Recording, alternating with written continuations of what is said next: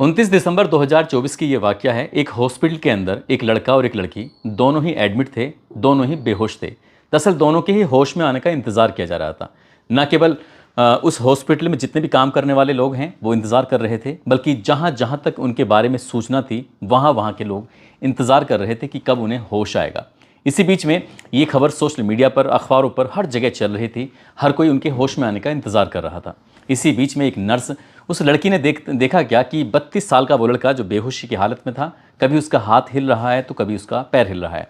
वो एकदम डॉक्टर साहब को आवाज़ लगाती है कि डॉक्टर साहब जितनी जल्दी हो सके आप जल्दी से आ जाइए, इस लड़के को होश आ रहा है। डॉक्टर साहब एकदम मौके पर पहुंचते हैं और मौके पर आने के बाद उस लड़के के सामने खड़े हो जाते हैं। अब ना केवल यहाँ डॉक्टर साहब थे, बल्कि आसपास कई पुलिस वाले भी हैं, कई वैसे लोग भी हैं, कई अधिकारी भी खड़े हुए हैं, कई डॉक्टर भी खड़े हैं, नर्स भी।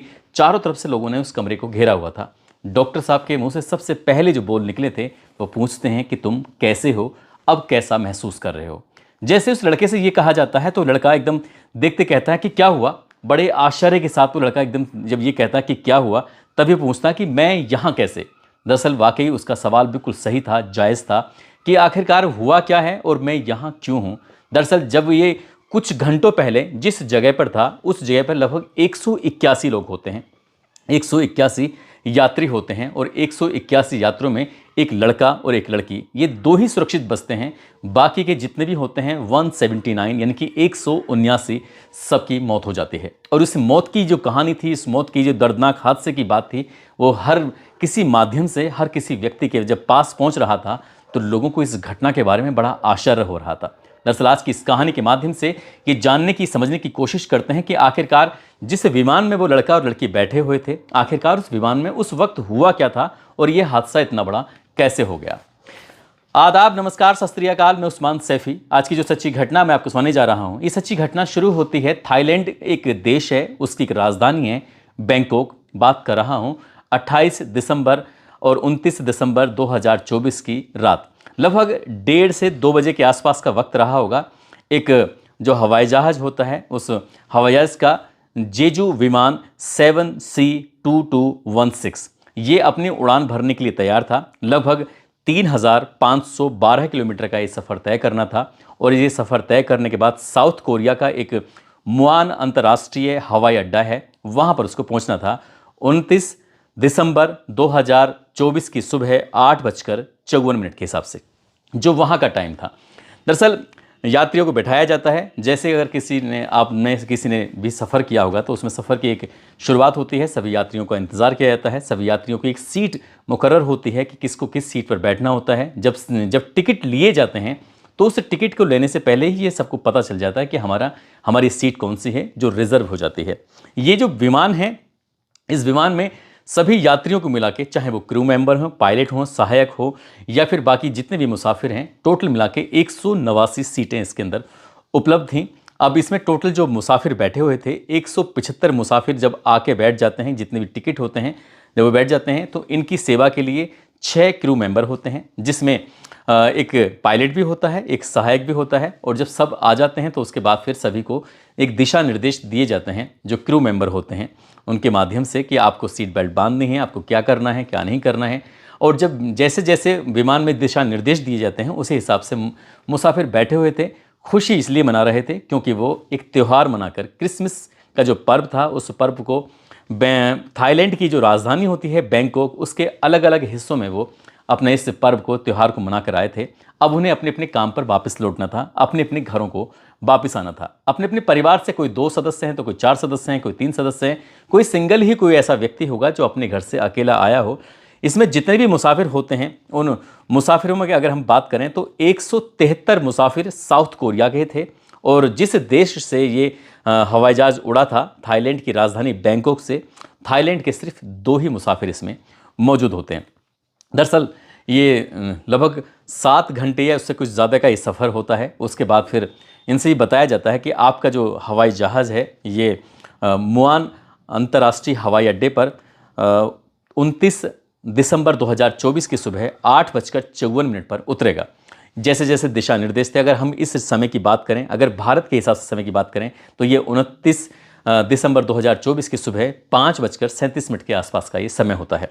अब सभी यात्री इसलिए खुश थे क्योंकि वो अपना त्यौहार मनाकर हवाई जहाज़ में यात्रा करके अपने अपने घरों को जाना था।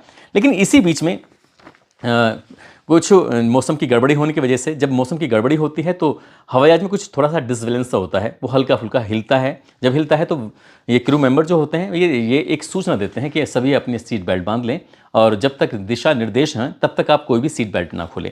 अब उसका जो वक्त था, पायलट जब लैंडिंग करने के लिए तैयारी कर रहा है तो जो लैंडिंग गियर है वो फंस जाता है। उसके फंसने के पीछे एक वजह ये भी बताई जाती है क्योंकि पक्षियों का एक जत्था होता है जो इस हवाई जहाज से टकरा जाता है, जिसकी वजह से लैंडिंग गियर में खराबी आ जाती है, कमी आ जाती है, जिसको उतरना था 8:54 के आसपास। लेकिन तभी ये सूचना वायरलेस के माध्यम से दी जाती है उस हवाई अड्डे पर कि हमारा जो ये लैंडिंग गियर है ये पूरी तरह से फंस चुका है, ये खुल नहीं रहा है, तो इसलिए क्या किया जाए। ये दिशा निर्देश वहाँ से लेने की कोशिश कर रहे थे।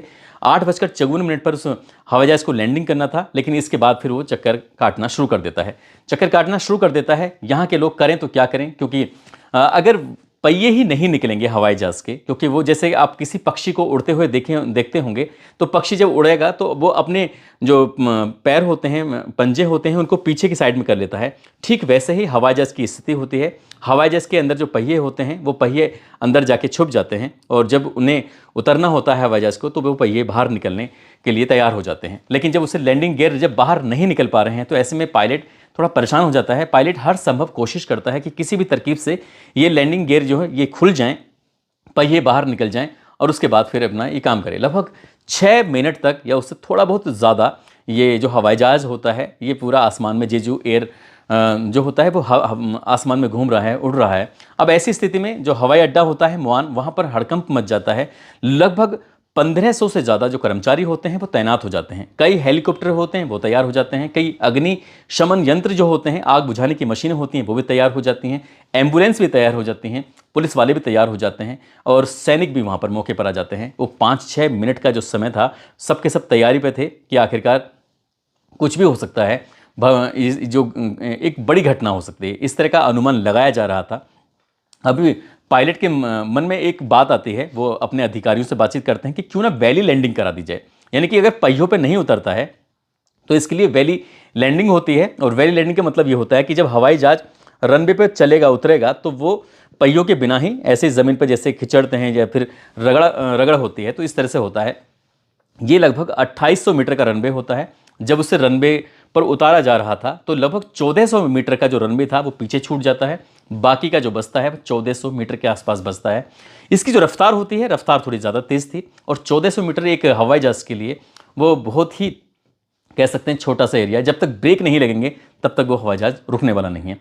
बस गिनती के 1, 2, 3, 4, 5 इतना सेकंड हुए थे जितना 5 सेकंड का वक्त लगता है। जैसे ही वो हवाई जहाज़ लगभग 181 क्रू मेंबर सहित मुसाफिरों को लेकर ज़मीन पर रनवे पर वो उतरता है, उतरने के बाद जो उसकी रफ्तार तेज़ होती है वो बहुत तेज़ी के साथ चलने लगता है।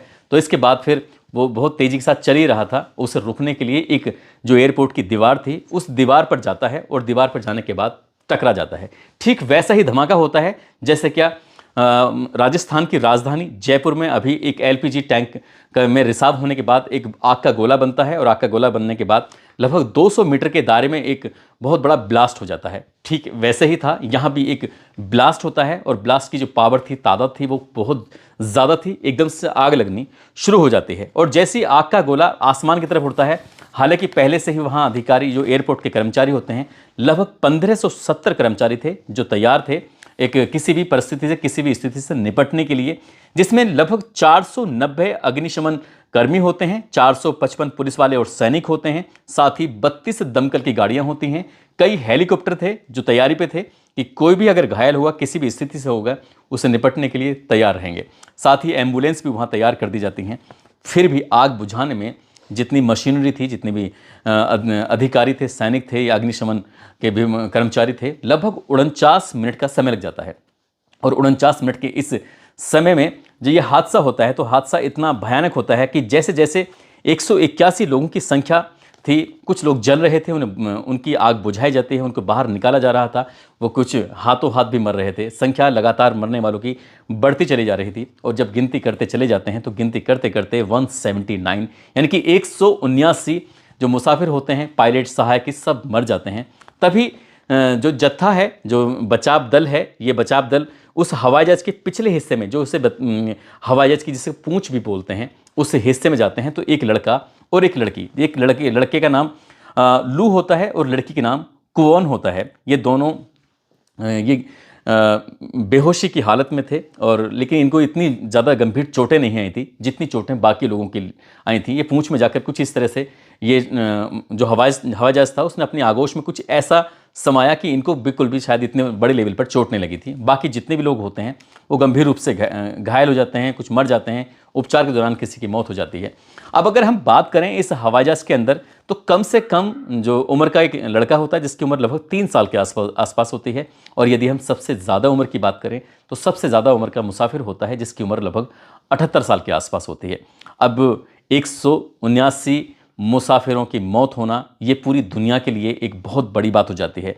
ये बताया जाता है कि साउथ कोरिया का ये सबसे बड़ा विमान हादसा है। इससे पहले शायद इतना बड़ा विमान हादसा नहीं हुआ है। जब पायलट के बारे में जब बातचीत चलने लगती है तो पता चलता है कि पायलट 2019 से उसको लगभग 6800 घंटे का अनुभव था। इससे पहले उससे कोई ऐसी हादसा नहीं हुआ, वारदात नहीं हुई।